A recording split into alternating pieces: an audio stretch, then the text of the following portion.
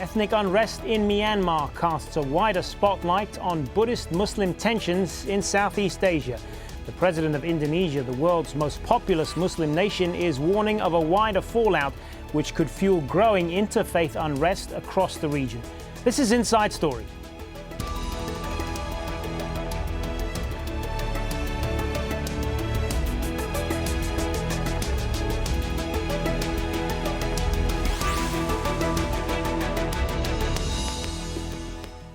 Hello, I'm Hazem Seeker. Welcome to the program. Security forces in Myanmar have been accused of a vicious campaign of ethnic cleansing against minority Muslims.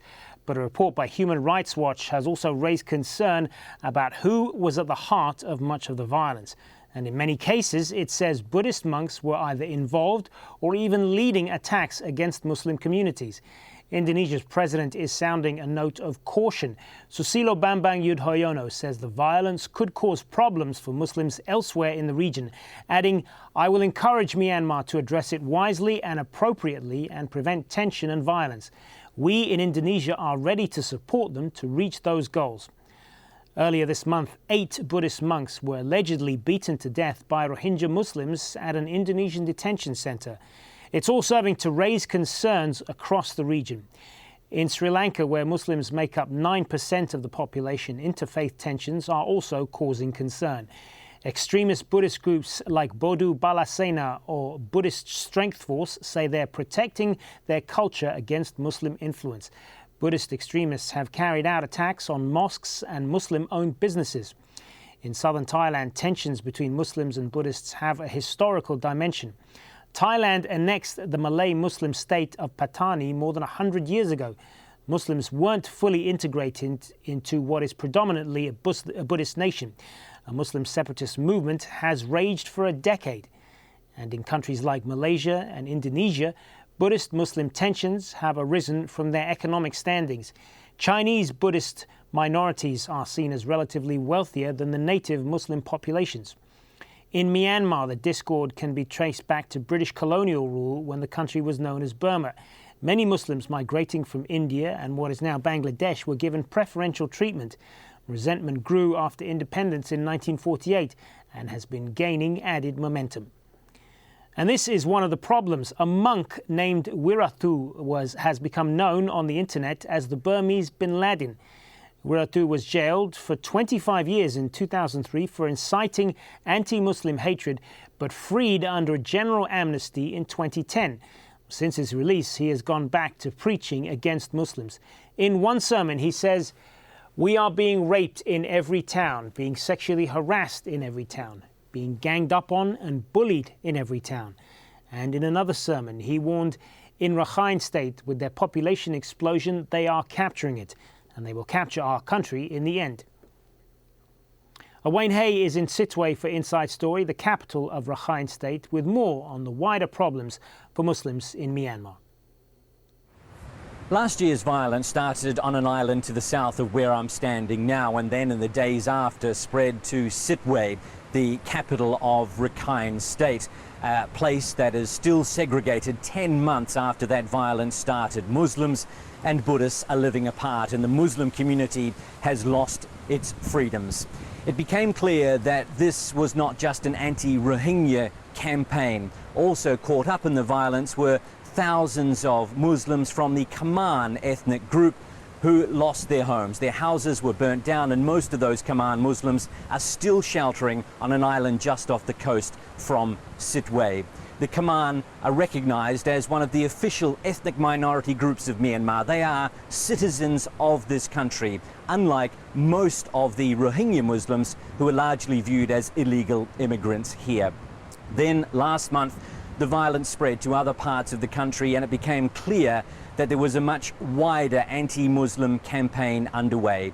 At the centre of that anti-Muslim campaign, that anti-Muslim sentiment, is the Buddhist monk, Wiratu, a man who's become known as the Burmese Bin Laden for his anti-Muslim speeches. He wants to try to stop the spread of Islamic influence in Myanmar. Anti-Muslim violence is nothing new in Myanmar. It has been going on for decades. It's just that now, under an evolving democracy, the country is opening up and the world can see what is going on here, both positive and negative. So let's bring in our guests now. In Bangkok, Muang Chau Nu from the Burmese Rohingya Association in Thailand. Muang Chau Nu is a former political prisoner. In Berlin, Alex Berzin, a Buddhist scholar and teacher. And joining us from Bangkok is Sam Zarifi, Asia Pacific Director at the International Commission of Jurists, an international human rights group. Good to have you all with us, gentlemen. Sam Zarifi, if I could start with you. Is this, what we've just been talking about here, an indication of wider Buddhist-Islamic tensions in the whole region? There certainly does seem to be a surge in these tensions, particularly in Myanmar and Sri Lanka, where the Buddhist communities are linked historically. And we've seen some of the same rhetoric being used in both countries, targeting the Muslim minorities. But of course, in Southeast Asia, as across most of Asia, sectarian violence is unfortunately quite prevalent, and it's not limited to any particular group. So we have Hindus, Buddhists, Muslims, and Christians attacking each other in different countries in different ways. But what's happening in Myanmar, Burma, and Sri Lanka right now is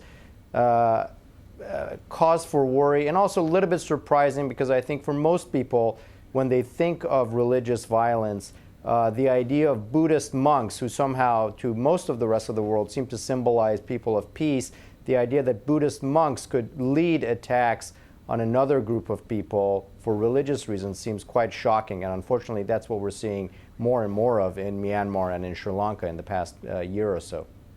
Alex Berzin, when we look at some of the tensions in all of these countries, clearly there are local grievances involved in each of them that are individual to that country. But is there a common thread here, do you see? Well, first of all, I think that it is unfair to characterize these as religious conflicts. I think that people are just using the religion, the dominant religion of the various groups, to characterize these groups, but actually they seem to be much more ethnic differences and ethnic conflicts. Is this a growing thing? I think that in each of these areas, one has to look in a very holistic way at all the various causes and the conditions which has gone into this. Also, I should mention that just because somebody has become a monk in the Buddhist tradition doesn't mean that they really have digested, followed, and understood the Buddhist teachings. The Dalai Lama has said quite recently, when asked what would he say to these various leaders of these conflicts, he would say to them that this is not the teachings of the Buddha, and that all such problems and conflicts need to be resolved by dialogue, not by violence. Violence is not the Buddhist way. So these people are not following the Buddhist teachings.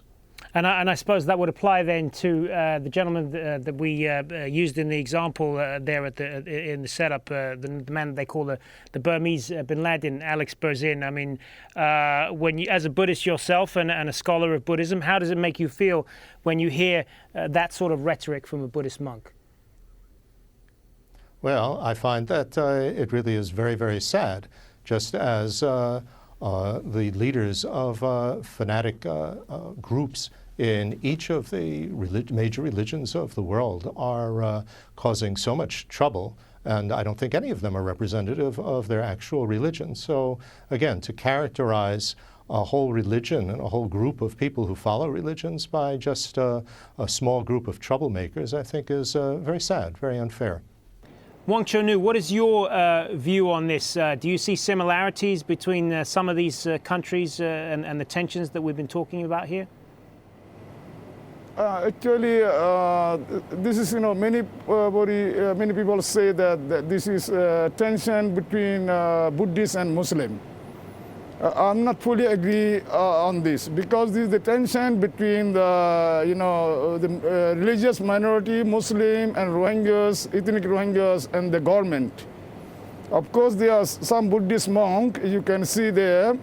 They are also doing against the Muslim and the Rohingyas. These Buddhist monks are not the real monks. They are, collaborator of the present military regime. We have the military government or the dictatorship government for 50 years, since 1962. Within this time, they bred the military, especially the Navy, who took power from the civilian government in 1962. Under his leadership is still, the followers, the peasant military generals, they bred a lot of, the Buddhist monks to work for them. They finance them, they, build the monastery for them, they supply the money to them, only to support the government dictatorship policy and the discrimination policy against the people, especially the religious minorities and the Rohingya ethnics and also ethnic Kachin and some Muslim. So this is not the problem between Buddhist and Muslim or Christian. This is the problem with the government and the religious minority. Alex, of course, some their followers are used as a tool against the Muslim. Thanks. All right, Alex Berzin, you share that view? I saw you nodding in agreement to some of that. Yes, I appreciate very much what was said, and I tend to think that this is a very fair evaluation. If we look in Sri Lanka, for example, also we find that it's a very political type of situation. During the 26-year civil war between the Sinhalese and the Tamils that are living there, the Tamils carried out an ethnic cleansing policy against the Muslims that were living in the north, the Tamil Muslims, and many thousands were killed, and many of them had to flee to the south, to the predominantly Sinhala ethnic area. And so when you see now tension against the Muslims who have come in as refugees, it has to be seen within this much larger, holistic picture of the politics and the wars that went on there. It's not really about religious issues. I want to ask you a little bit more about Sri Lanka then, since you bring it up, because there is a view, Alex Berzin, that the dominant mood in the country right now is one of triumphalism 4 years after the Tamil Tigers were defeated in that long-running civil war, and that this is encouraging now victimization of a new minority in Sri Lanka. Any truth to that? I tend to think that that could certainly play a part in the role, especially since most of these Muslim refugees coming from the north are Tamil speakers. So they would be identified with the whole anti-Tamil sentiment. So they unfortunately would be further scapegoats in this whole nationalistic, as you say, triumphalist view. Sam Zarifi, how much do economic factors play a part in all of this? Clearly quite a bit, and one of the major suspicions about what really lies behind much of these conflicts in both Sri Lanka and Myanmar, well, frankly, almost everywhere, is ultimately who will control the resources. And you will hear among the grievances aired by members of one group against the other. Now, whether the other is identified as an ethnic group or as a religious group is typically the notion that the other group is getting preferential treatment or has control over it. As you mentioned earlier, in Sri Lanka just recently, we had the case of, again, of extremist monks and Buddhist groups, the BBS in particular, attacking a law school, claiming that, incorrectly as it was, that Muslims were getting preferential treatment. At the same time, in places like Indonesia and Malaysia, we have Muslim extremist groups claiming that it is Christians or minority Muslim groups, the Shia, or in some cases the Ahmadis, who are getting preferential treatment or controlling the businesses. So there is quite a bit of economics driving this. And of course, in each of those places that I mentioned, really the fault can be traced back to either the government's complicity in fanning these flames. In Sri Lanka, for instance, we've seen Gotabaya Rajapaksa, the president's brother and the defense minister, who was recently at the BBS's opening ceremony for a new training institute in Sri Lanka. It's interesting that you mentioned the visit of President Yudhoyono of Indonesia to Myanmar. He said some very, I think, valuable things about the need for the government of Myanmar to step in. But of course, President Yudhoyono himself has allowed the growth of Islamic extremism in Indonesia, and we've seen Islamic extremists who are actually completely rejected by the mainstream Muslim groups attacking Shia Muslims, Ahmadis, and Christians. So in each of these instances, what we see is governments who are trying to take political advantage and in some cases economic advantage of these differences between ethnic and or religious groups. Wang Chunu, what's your view on this? How much does economics play a part in all of this, do you think? Actually, you know, I don't believe that, you know, the Myanmar is very, you know, anti-Muslim or the general people is against the Muslim.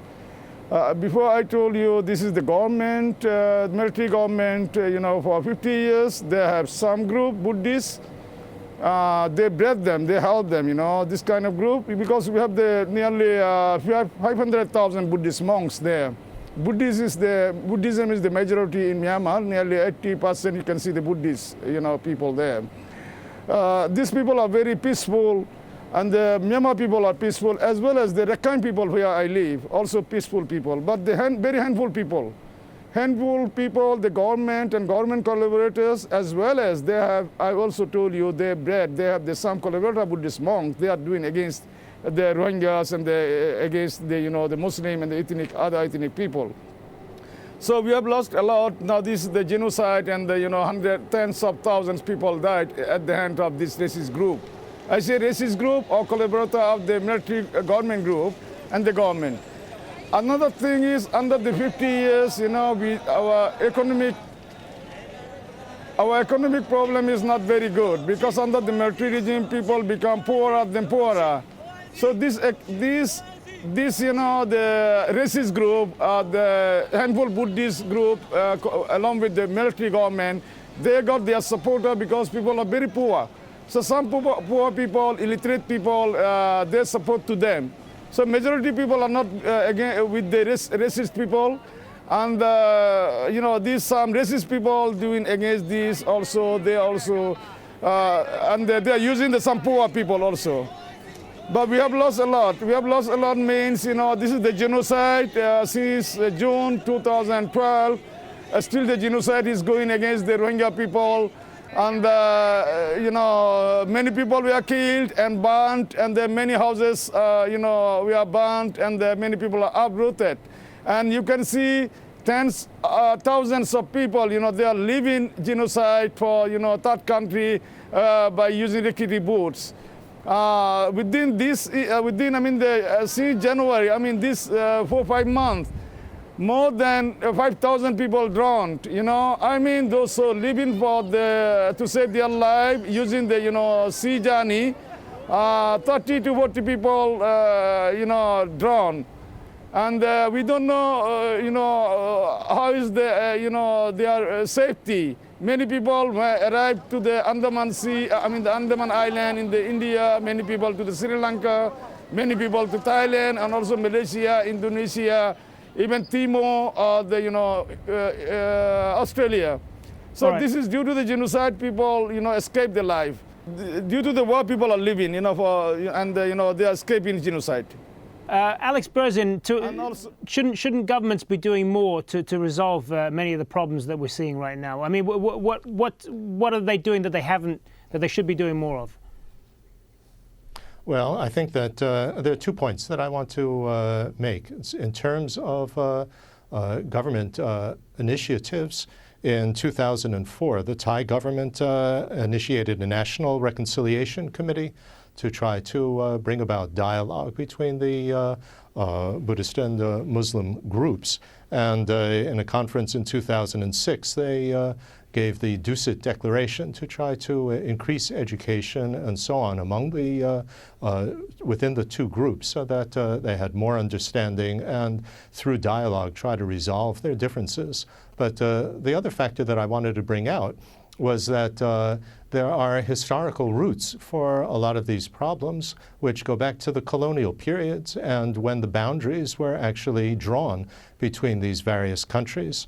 For instance, it was an Anglo-Siamese treaty in 1909 that included Patani, which is a Muslim Malay ethnic area in the south, into Thailand.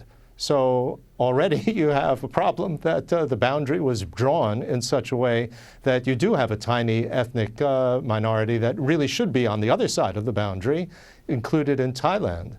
And I think if we look at the way in which the boundaries were drawn, again, by the colonial powers between Burma and what was the larger Indian area, which now includes Bangladesh, that also we'll see that we can find roots of the ethnic tension from there. Yeah, that seems like a valid point, doesn't it, Sam Zarifi? To what extent do the old colonial boundaries play a part in this? Well, I want to be a little careful about blaming everything on the British, which is very easy to do in this part of the world. Certainly, the boundaries of these nation states have not been very well established always, and the populations and their religions and their cultures have been shifting quite significantly. So the colonial issues are certainly interesting, and the historical issues are interesting. But here we are, and in 2013, what is clear is that just as economics plays a role in fomenting these crises, they can and they should be really driving these governments to solve these problems. In Myanmar in particular, given the reform process that is now in place that many people in the world have so much hope for, it's clear that it's these ethnic and religious tensions that significantly threaten that reform process. And so it's absolutely crucial for the government of Myanmar to see what it can do.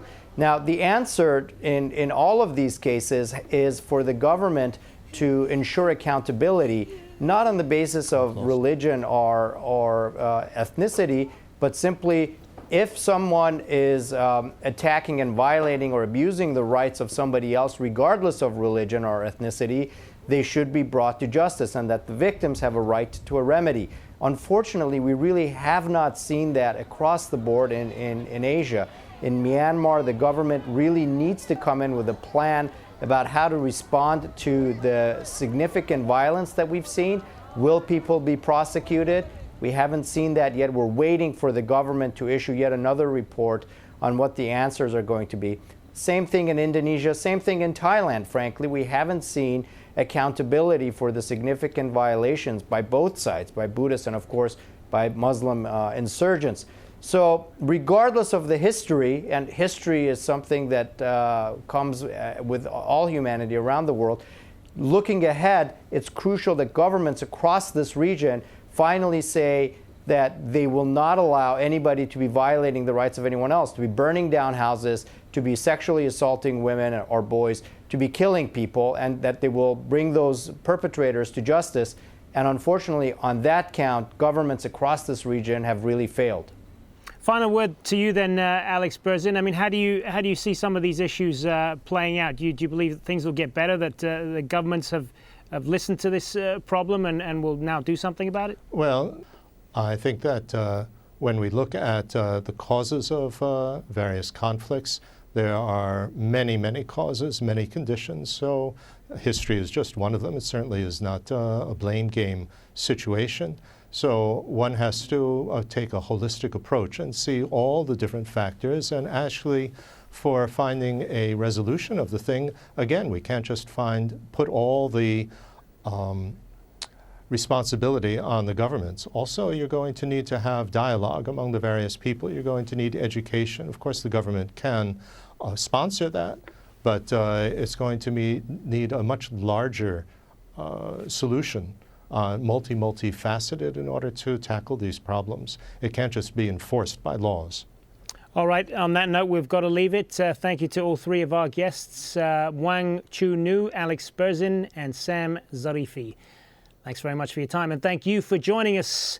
Don't forget, you can find this story and many more at aljazeera.com. Just follow the links for programs and Inside Story, and why not leave us your comments while you're there as well. I'm Hazem Sika.